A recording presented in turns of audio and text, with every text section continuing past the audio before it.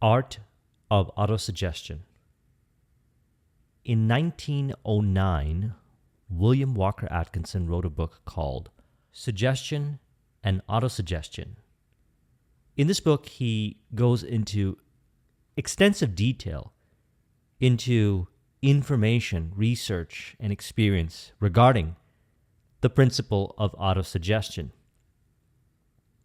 Now, this principle has been very powerful for me in instilling ideas, interpretations, beliefs about reality, about myself, so I could live the day-to-day journey the way I truly desire and relate to people, environment, circumstance, and information in a way that would be ideal.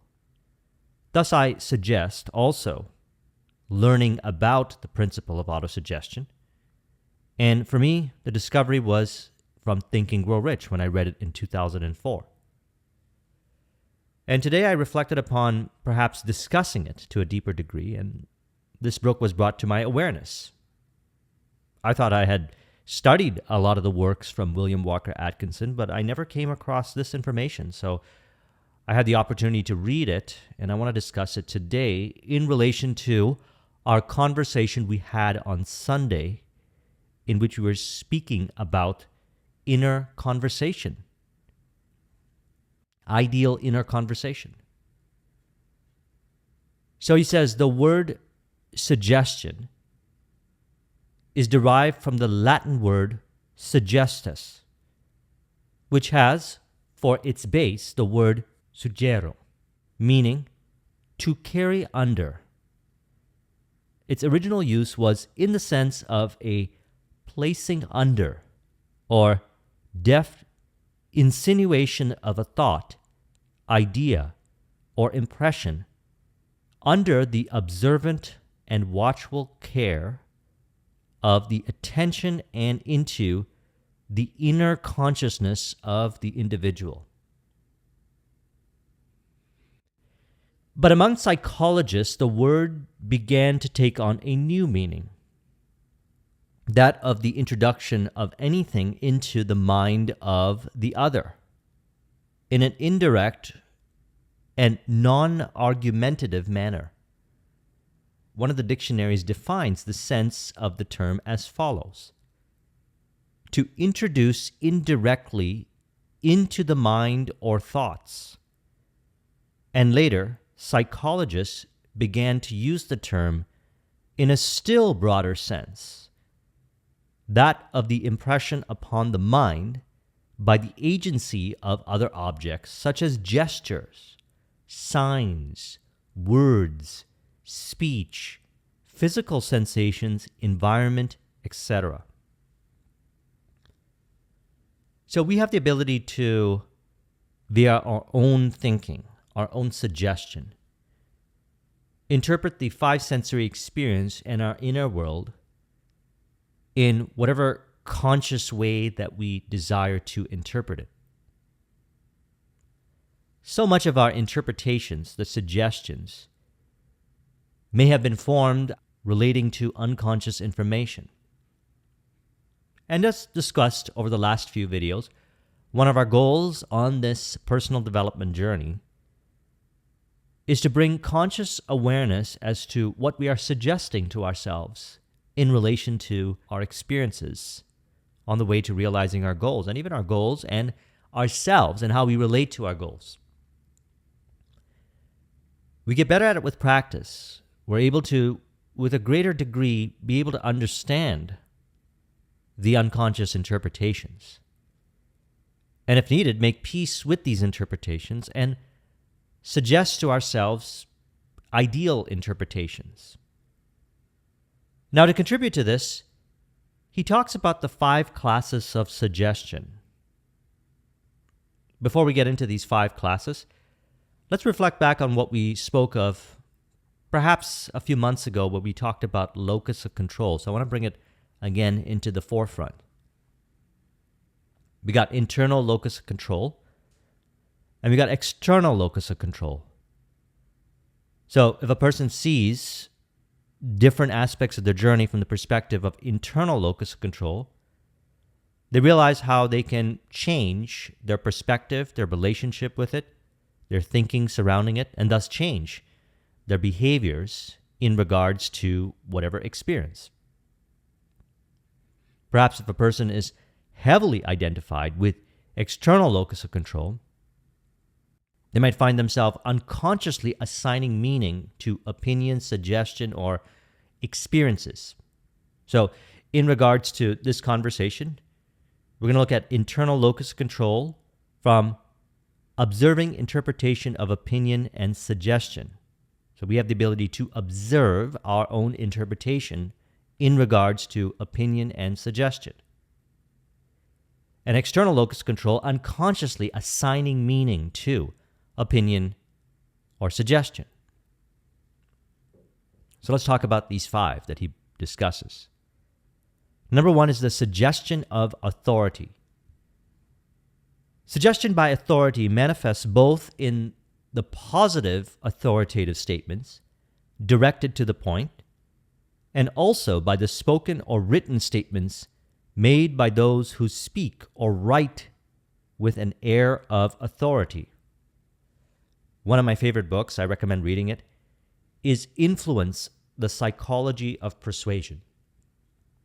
During my years of deep study in copywriting, direct response marketing, and consultative selling, this was a popular book that was discussed in the masterminds and the different conversations that I would have with others who would study these areas. That was the book. And I studied it extensively, and one of the things that he talks about in there is the principle of authority, and that within ourselves, until we transcend past it, bias to interpret authoritative figures as the source of truths, even if those truths are not resonant to who we really are, what we really want, how we really want to live. And so he discusses that here. And we're bringing these up because we want to bring conscious awareness in these areas so we can have a higher degree of internal locus of control and observe if we're biasing to any kind of interpretation that seems to further encourage certain thinking patterns. Remember, the interpretation is within. We're the ones assigning meaning from within in regards to ourselves, in regards to our behaviors, our skills, and different aspects of our environment on the day-to-day journey to realizing our vision, bringing more awareness. Then we have the suggestion of association. He says, it is very easy for us to associate certain things with certain other things. And we'll find that when one of the things is recalled, it will bring with it associated impressions. So, words, for example, we have many associations with specific words, such as money. If you say money to one person, they feel excited about certain ideas when it comes to creating prosperity in their life. Maybe you say money to another person and it brings forth certain reactivity of certain kinds of thinking pattern in which they feel limited or disempowered. Same is to be said about many different words. And so one of the things we want to be aware of is the suggestion of association and go into active observation of the interpretation that we're giving to words. Because then what we find as we make peace with our relationship with certain words, we'll have a greater degree of flow and ability to move forward in, let's say, a challenge that might show up. Even the word challenge, for example. Someone might be excited when they heard the word challenge. It brings them into flow. Someone might hear the word challenge and tense up and feel disempowered. These are all interpretations that we have formed through suggestion. And these unconscious responses, tension, reactivity, or whatever the kind of emotional response, see them as messengers providing insight as to how we relate. And we can work with the principle of autosuggestion to change these relationships. Next, we have the suggestion of habit. He says, this form of suggestion is closely allied to the preceding phrase, talking about the suggestion of association. Suggestion of association, in fact, some consider it to be merely a branch of the latter. But we feel that there is a decided difference in the operation of the two phases, and accordingly prefer to treat this one as forming a separate and distinct phase. Of course, all habit is an association with something in the past, but suggestion of habit may arise from an original cause of suggestion of authority, suggestion of association, suggestion of repetition, suggestion of imitation, or else formed an original decision of the intellect resulting from correct reasoning. The former act or thought acts as a suggestive outside influence, although it belongs to one's own mentality. So habits of thought. We want to understand where we are having certain habitual thinking. And one of the ways that we can understand where our habitual thinking resides is in our reactivity or in our unconscious response to certain experiences. A person may have, let's say, an experience where they encounter what we would call as a mistake or failure. And one of the things we're realizing, and being on this journey long enough and working with others long enough, is that those interpretations regarding failure, if a person sees failure as, okay, I had this failure, and thus I'm not able to achieve my vision, a person might assign the meaning of I give up as a result of this. And while that's a personal preference in the matter, perhaps it's important to look beyond the suggestion of association to certain words, and also even look at suggestion of certain habitual patterns that had played out, and ask the question, do I really want to continue thinking this way? And will it serve me to think this way in relation to future goals and visions? Now, I discussed this all throughout the videos, that we have the ability to go into ourselves and pull out the accurate meaning. We call this intuition. Intuition guides us. One of the things I realized about intuition is I can feel a certain way. I can feel resonant towards going down a very distinct pathway. And I can ask myself the question, why do I feel that way? And I could translate that feeling into words. And I could say, oh, this is why I feel that way. And I could take those words, I could write them down, and I could turn them into autosuggestions. The autosuggestions that I share at the end of my videos, which I've been sharing over the last year or so as we've been doing that, are actually autosuggestions that I have found within myself through the very process of questioning certain suggestions of habit, association, authority, recognizing that my goal with these regards is to bring myself into a higher degree of internal locus of control, observe the interpretations, and relate to true interpretations. Become more aware as to your ability to pick up nuances of communication. One of the benefits of actually studying direct response marketing, copywriting, and consultative selling was the ability to observe real time as you go through the selling process. One of my favorite things to do, actually, is reflect upon when I made a buying decision. I used to do it a lot more before when I was studying. I do it less now, but once in a while I do it. And actually observe the different persuasion points, the different thinking patterns, the communication, etc., that facilitated the change, that entire sequence. It's very interesting, and you can see these attributes play out. Next, we got suggestion of repetition. So he says this form of suggestion may seem to be very much akin to the preceding phase, suggestion of habit. But there is a marked distinction and difference. Suggestion of habit has its power imparted to it by the habitual repetition, the act of thought on the part of the individual, while suggestion of repetition gains its power by the repetition of a suggestion from some outside object or person. So we may read something, or we may hear some information, and all of a sudden we start playing it in our mind, having an inner dialogue with ourselves, or repeating that same suggestion to ourselves.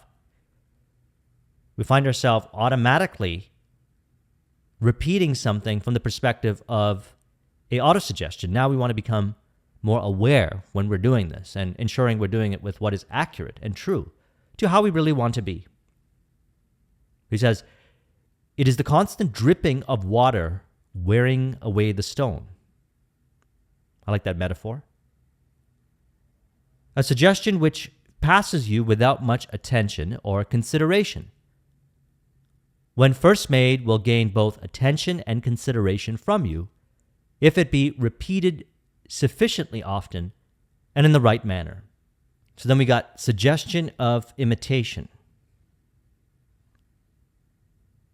He says the suggestion of imitation, this form of suggestion, while being in itself a distinct phase of suggestion, nevertheless has a very close relationship with the several other forms of suggestion. In the acceptance of suggestion of authority, there is to be found an unconscious imitation of the mental attitude of the person asserting the authority. In suggestion of association, there is an imitation of the associated thing. And in suggestion of repetition, there is to be found evidence of imitation. So we see how these all relate to each other. And we're going to actually work with this to relate over to autosuggestion, which is to suggest to ourselves how we are truly inherently designed to be. And we know the answer within ourselves. Such has been the thread of our conversations over the last few weeks, is discovering these attributes within ourselves. And so examples of the suggestion of imitation are found in schools of philosophies, theories, thought, and religion. It was a blessing for me this book showed up, and it brings me great joy to discuss the works of William Walker Atkinson and his ability to understand the nuances and the subtleties regarding autosuggestion, self-persuasion is something that I appreciate more so as I study his information. And I felt this book showed up at the right time. I mean, I read Think and Grow Rich, autosuggestion. I studied autosuggestion for 18 years. And this book just showed up within my awareness today, which reminds me of one of the quotes from the Kabbalion, which was said to have also been written by William Walker Atkinson, alongside perhaps Michael Whitty and Paul Foster Case. And the quote is, "When the ears of the student are ready to hear, then cometh the lips to fill them with wisdom." I really do believe if we instill the idea that all shows up in harmony and in contribution to our vision, information shows up that reveals the next step of the journey. So he speaks also about how suggestion, the phenomena of suggestion, these 5 different aspects, and that of autosuggestion can also blend. So he says, the phenomena of suggestion and that of autosuggestion can also blend into each other in subtle degrees. For instance, one may receive an impression, which is the effect of a suggestion from outside, and then being impressed by it, they may think it over and think and feel about it so that the idea takes a firm hold upon them. Up to this point, it is suggestion in its general phase. But then, the suggestion is repeated to themselves, both in self-communion and in conversation with others, until an impression is made much deeper than that caused by the original impression. This secondary effect is autosuggestion, of course. Now let's really reflect upon that. And what we really want to do is practice a higher degree of conscious awareness of our own interpretation in regards to information that we experience each day, and draw the conclusions from within to be in harmony and in contribution to our vision. And as we continue to do this, we discover the accurate thinking. See, we have the ability to take whatever it is that we're learning, wherever we're applying this information, and really test it out to see what is really true. That's how we really learn to think for ourselves. And to emphasize that thinking, we use the autosuggestion. We want to encourage the true thinking. That's how I use and recommend the use of autosuggestion. So he says there's another form of autosuggestion which is overlooked by many of the authorities. We refer to cases of involuntary autosuggestion cases in which the person impresses suggestion upon himself without intending to do so. So again, to recap, we got the 5 classes of suggestions that he mentioned. Suggestion of authority, suggestion of association, suggestion of habit, suggestion of repetition, and suggestion of imitation. We want to be aware of where we are assigning the meaning in relation to these 5 classes of suggestion, evaluate that meaning, and work with the true meaning when it comes to autosuggestion. Become how you're truly meant to be. And again, refer to one of my favorite quotes from Steve Jobs in his commencement speech. To find the true meaning, follow your heart and intuition. They somehow already know what you want to become. And I also recommend watching my video on the art of intuition. I did it maybe a month or so ago. I'll put a link in the description to that. By autosuggestion, it's meant the application of the principles of suggestion by oneself upon oneself. In autosuggestion, the individual plays the dual role of suggester and suggestee, respectfully. In all other respects, it is precisely the same thing as suggestion in its general phases. In autosuggestion, maybe notice the 5 phases of suggestion: suggestion of authority, suggestion of association, suggestion of habit, suggestion of repetition, and suggestion of imitation, respectfully. And so he says, one may suggest habits of thought, suggestion, and autosuggestion action, and feeling upon himself just as truly as habits may be induced by suggestions from without. As for the suggestion of repetition, it will be found that this phase of suggestion plays an important part in autosuggestion. Even suggestion of imitation plays its part in autosuggestion, for one may suggest to himself that he will imitate others, pattern after them, model upon them, if he so desires.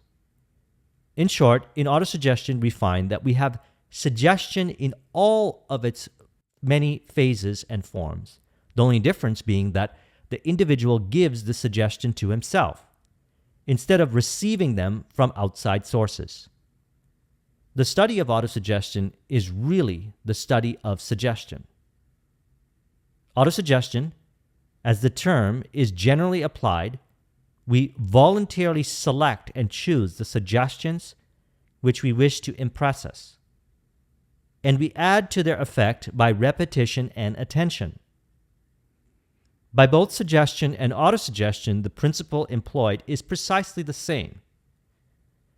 And this further emphasizes what I've been sharing over the last handful of videos and all throughout making these videos, the importance of the repetition of the same information, which is true and in harmony to your vision, as well as the repetition of the same information from different perspectives. And as you consume various information going perhaps beyond the scope of what a person might consciously believe that they can associate until they realize that they can adapt and adopt certain information to be in harmony over to their vision, borrowing from different schools of thought and so forth. While they're doing that, they also want to be aware of any kind of suggestion in which they're not applying internal locus of control in regards to suggestion of authority, association, habit, repetition, and imitation. And to emphasize this, very important, the key distinction. The power is entirely within the mind of the person himself, although it may require the assistance of some outside person to call it into effect. So this is where we could do this with ourselves. And if you're going to work with somebody, ensure that you resonate, you feel that they are trustworthy.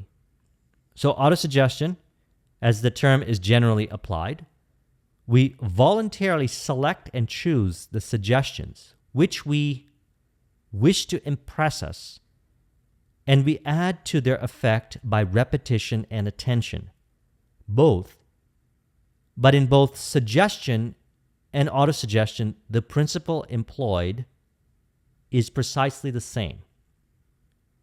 So essentially with autosuggestion, we are working consciously with certain statements, certain ideas, and we are deliberately putting our attention on those statements through inner dialogues, inner conversations, autosuggestion statements, perhaps before going to sleep, when you wake up, throughout the day in internal dialogue, conversation with others.